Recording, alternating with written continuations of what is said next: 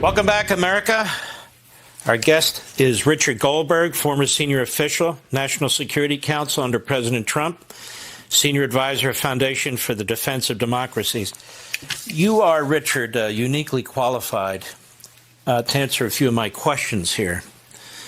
Can you please explain to me the fixation, the obsession that the Biden administration and before that the Obama administration has and have had with not just appeasing Iran, but now we've rearmed Iran? Mark, if the most horrific massacre of Jews since the Holocaust is not enough of a wake-up call to stop this policy of appeasement, I don't know what is. It certainly won't be the acquisition of a nuclear weapon in Iran if that's what we think is going to happen. Because right now, the President of the United States is still trying to operate a two-sided, contradictory, bifurcated policy. He's saying, I hate what the subsidiary did, but I'm going to keep giving money to the parent company in Tehran. It makes zero sense. Every time we open the coffers to Iran, we are subsidizing their terror proxies. We are subsidizing their terror infrastructure. And we're not even stopping their quest for nuclear weapons either. It makes no sense. This policy needs to stop. Your last point is very, very important. Can you imagine the Iranians with a nuclear weapon right now? Israel would not be able to defend itself unless it was prepared to go eye for eye. They would blackmail, they would threaten, they would intimidate, and our government would be completely paralyzed.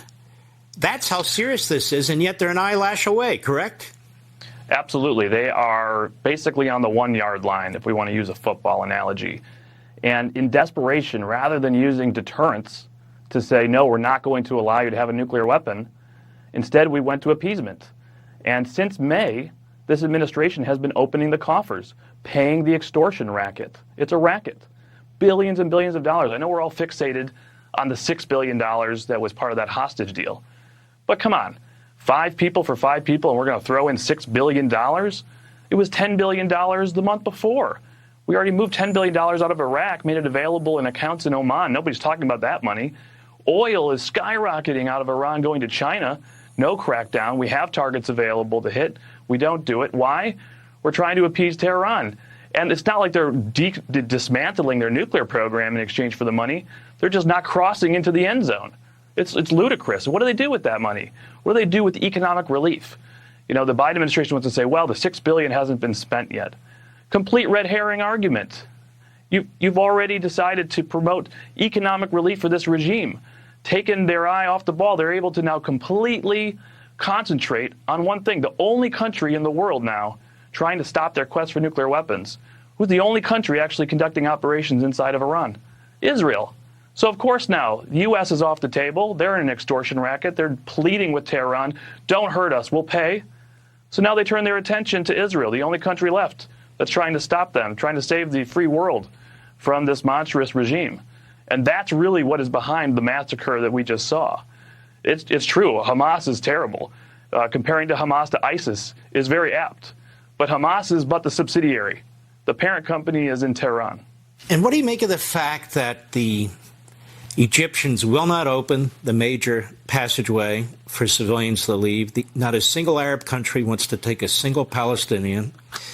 And that Hamas, which is really the Muslim Brotherhood of Palestine, that Hamas is going to insist that when the Israelis try to take out the terrorists, that they take out civilians as well. So they're taking out civilians, Hamas is, in Gaza and in Israel. What do you make of all that? Mark, you raised such an important point here. We do focus on Iran as the sponsor of Hamas and Hezbollah and Islamic Jihad, and that's all true. These are tentacles of a big octopus trying to strangle Israel, but ultimately undermine and kill Americans and take down the United States.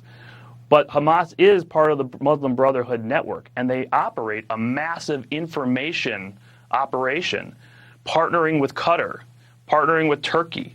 You know, why is it that we suddenly have the United Nations and Al Jazeera and all of these disinformation coming out about how, you know, really the crime of humanity is the Israelis. It's not Hamas after they've just butchered children and women in such a horrific manner.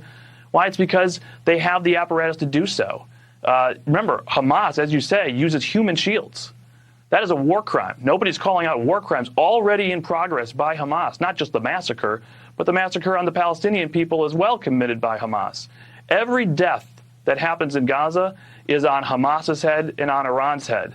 It's also on the head of every sponsor that helps them, Qatar. The leaders of Hamas right now are free to walk around in Doha. They are free to walk around in Ankara.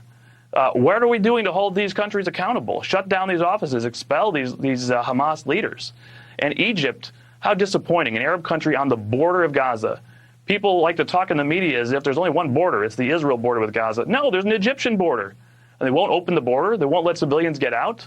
They have to be staying in there and used as human shields by Hamas. So blood is on a lot of people's heads. It's not on Israel right now. They just experienced a 9/11 on steroids. Their quest for vengeance, for taking out the terror infrastructure that attacked them, is noble and justified and legal under international law. We need to hold accountable all these other countries that are helping the terrorists. In these other countries, you mentioned Qatar and you mentioned Turkey, which give safe haven to the leaders of Hamas. Qatar spends a fortune to prop up Hamas, and yet we treat Qatar like this great ally. It has investments here, we have investments there, it brings the international soccer leagues in and all the rest of it. It's a two-faced, backstabbing terrorist regime that is funding the enemy. And I want to talk more about that when we come back.